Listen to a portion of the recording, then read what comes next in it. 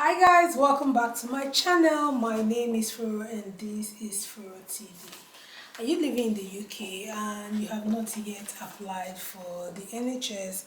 I do not know what you're doing because that is the best place you can ever work as a healthcare personnel if you live here in the UK.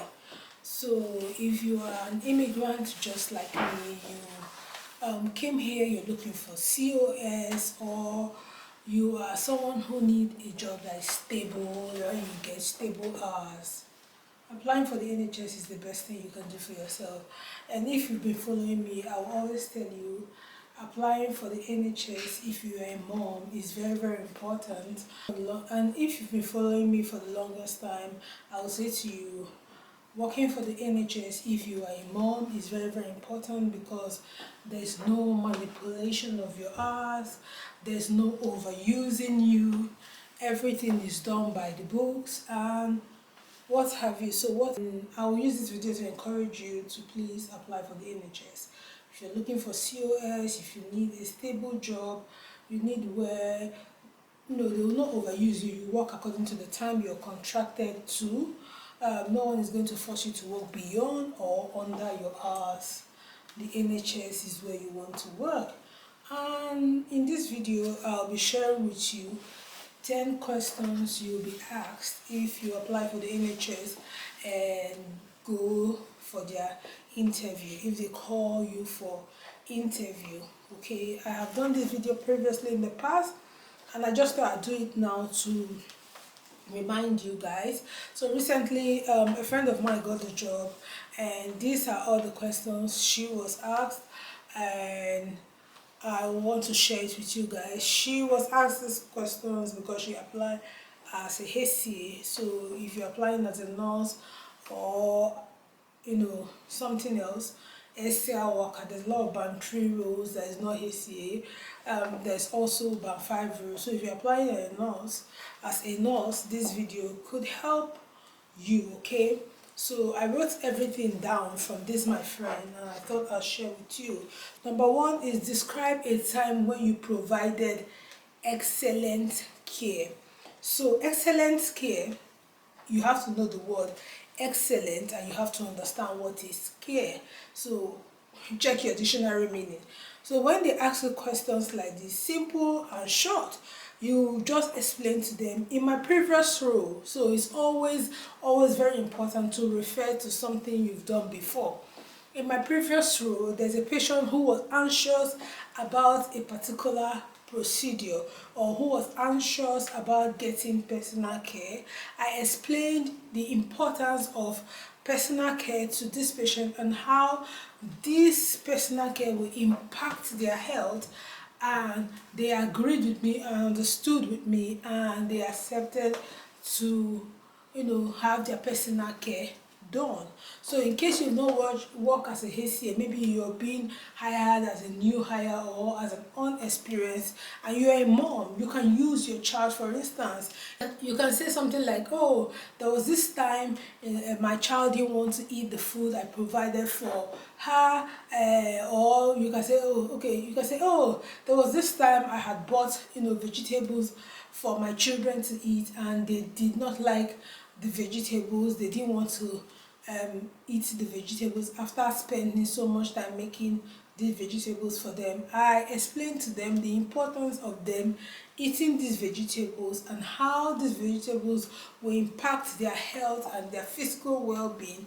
They understood with me and accepted to eat the vegetable. Or you can say, oh, there was this time my child did not want to bathe. And I explained why bathing is very important and how this bathing will affect her or his general well-being. And they accepted and I went ahead to carry on bathing this child. So now it's either you are employed as an experienced hire or you are employed as an unexperienced person. So as an experienced person, you use your job that you've worked before as a reference, or as an unexperienced person, you use your day-to-day life as reference. Number 2, how do you ensure Patient's confidentiality. Very simple. I strictly adhere to the NHS confidentiality policy. I strictly adhere to the NHS confidentiality policies, which states that patients' information should only be shared with authorized personnel and carers. Simple. Simple and short. So if, for example, you want to give, for example is very, very important in any interview that you're doing. Giving an example is very, very important. So you go, for example, in my other role where I'd worked as a HCA before, someone called, or a family member called, and was asking the well-being of so patient. I simply checked, and this person was not an authorized person, so I had to transfer the call to a higher personnel, or I had to tell the person to please talk to the patient to authorize them to get this information, as they were not authorized to get information about the patient's care. Simple and short.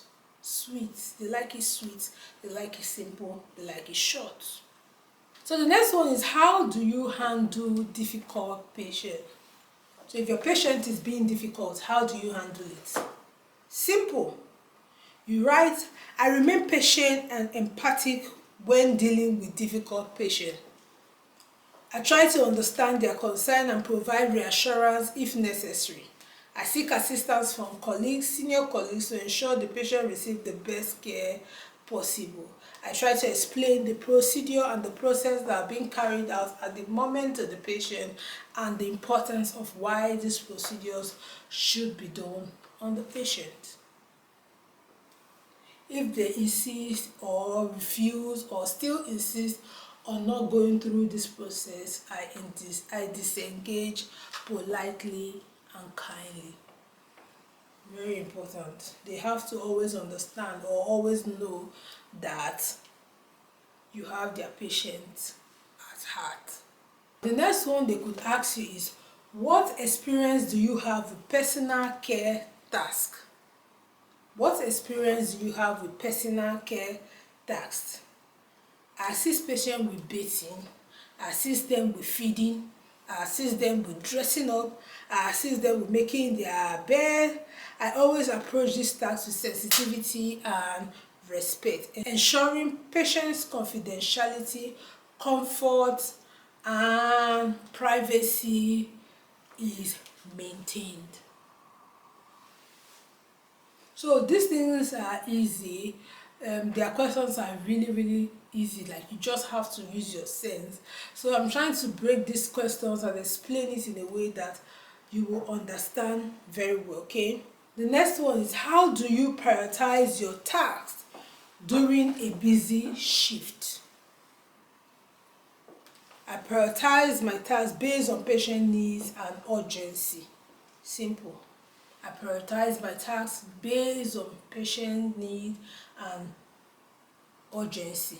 Simple. So this one just simply means, oh, how will you arrange your tasks?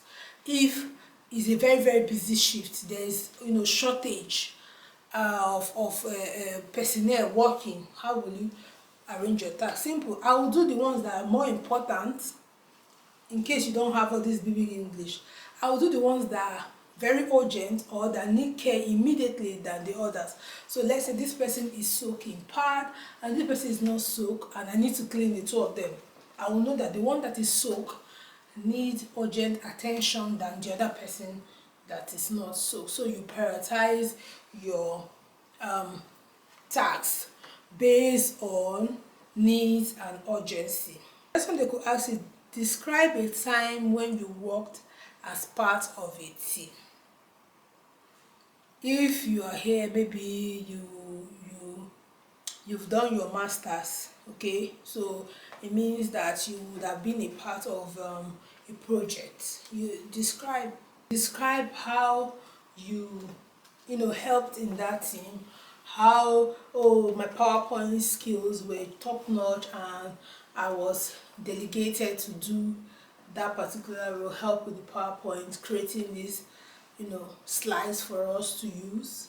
Okay, so you described the team, what the team was all about, and how you were impactful in that team. Last but not the least, how do you stay updated on healthcare practices and procedures? How do you stay updated on healthcare practices and procedures? This one is simply easy.